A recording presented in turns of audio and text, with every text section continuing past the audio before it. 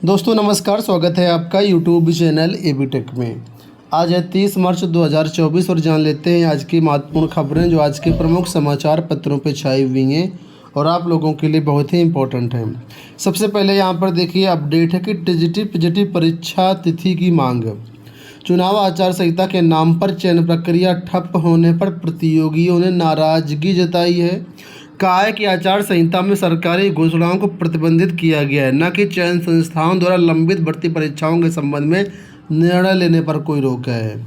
इसके बावजूद नवगठित उत्तर प्रदेश शिक्षा सेवा चयन आयोग की शुक्रवार को हुई बैठक में टीजीटी पीजीटी विज्ञापन 2022 समेत अन्य लंबित भर्तियों की परीक्षा तिथियों पर कोई निर्णय नहीं लिया गया। ऐसे में युवा मंच की ओर से मुख्यमंत्री से अपील की गई है, मांग की गई है कि टीजीटी पीजीटी की परीक्षा तिथि घोषित की जाए। युवा मंच के अध्यक्ष अनिल सिंह ने कहा है कि लोक सेवा आयोग द्वारा पीसीएस 2024 की प्रारंभिक परीक्षा आरओ एआरओ समेत अन्य परीक्षाओं को लेकर के संशोधित परीक्षा कैलेंडर जारी नहीं किया जा रहा है। यह स्थिति अधीनस्थ सेवा चयन आयोग में भी है।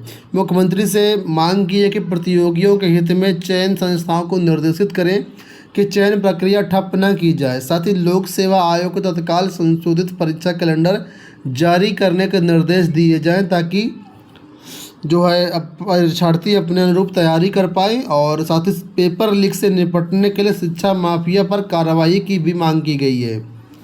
मांग की कि पर्याप्त संसाधन व्यवस्थित होने तक पुलिस भर्ती परीक्षा ऑफलाइन कराई जाए। तो ये चीज़ें निकल के सामने आई हैं, परीक्षा तिथियाँ मांग की गई हैं।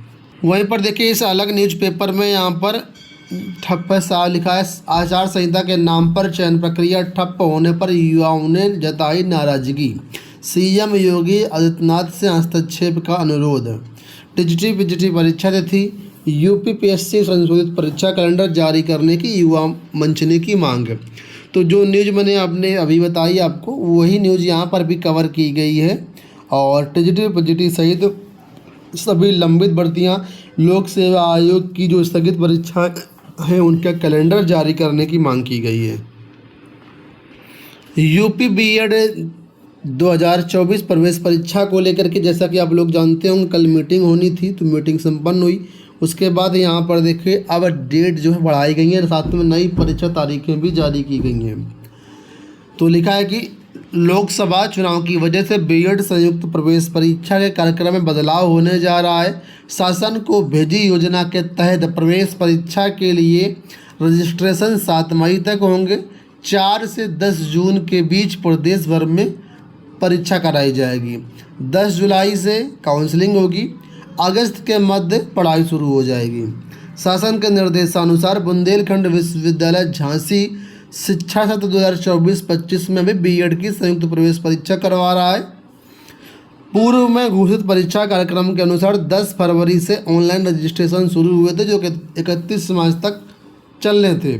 31 मार्च तो कल है, लेकिन बीच में लोकसभा चुनाव आ गया, ऐसे में परीक्षा हो पाएगी नहीं। ऐसे में यहाँ पर परीक्षा देखिए बताया गया है कि 4 से 10 जून यानी 4 जून से 10 जून के बीच कराए जाने की तैयारी है। 10 जुलाई से काउंसलिंग कराए जाने की तैयारी है और रजिस्ट्रेशन के लिए यहाँ पर लगभग 1 महीना से सवा महीना बढ़ाया गया है, यानी 7 मई तक यहाँ पर आवेदन लिए जाने की तैयारी है। बीपीएससी टीआरई को लेकर के यहाँ पर देखिए अपडेट है। न्यूज़ 18 की तरफ से एक खबर दी गई है कि बीपीएससी टीआरई परीक्षा को लेकर के अब तक कोई फैसला नहीं हुआ है। चुनाव आयोग की अनुमति के बाद बीपीएससी टीआरई की जो परीक्षा तारीखें हैं वो जारी की जाएंगी। आप लोग जानते हैं पेपर लीक मामले को लेकर के बीपीएससी टीआरई परीक्षाएं रद्द करनी पड़ी, आगे की परीक्षाएं स्थगित करनी पड़ी।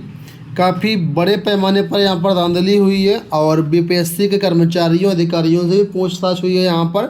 तो फिलहाल अभी इस नई परीक्षा तारीखों पर कोई फैसला नहीं लिया गया है। चुनाव आयोग से परमिशन लेने के बाद ही नई परीक्षा तारीखें जारी की जाएंगी। लखनऊ विश्वविद्यालय से अपडेट है कि स्नातक में प्रवेश प्रक्रिया शुरू 31 मई तक कर सकते हैं आवेदन। तो स्नातक और स्नातक प्रोफेशनल पाठ्यक्रमों की 4250 सीटें यहाँ पर हैं।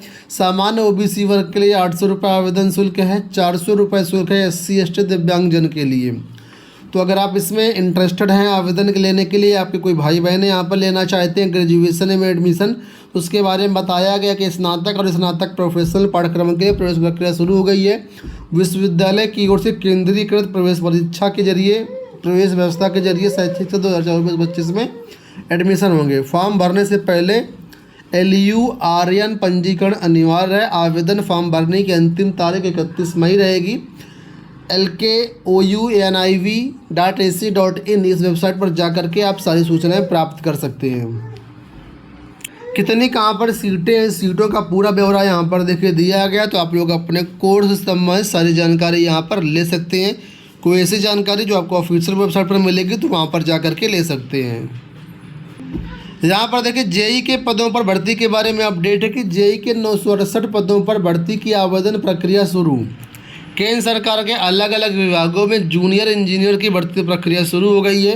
कर्मचारी चयन आयोग ने JEE भर्ती परीक्षा 2024 के लिए नोटिफिकेशन जारी किया है। 968 पदों पर 18 अप्रैल तक ऑनलाइन आवेदन लिए जाएंगे। 19 अप्रैल तक शुल्क जमा होगा। आवेदन में कोई त्रुटि होने पर 22 और 23 अप्रैल को संशोधन भी कर पाएंगे। अभ्यर्थियों की सुविधा के लिए आयोग ने टोल फ्री नंबर भी जारी किया है।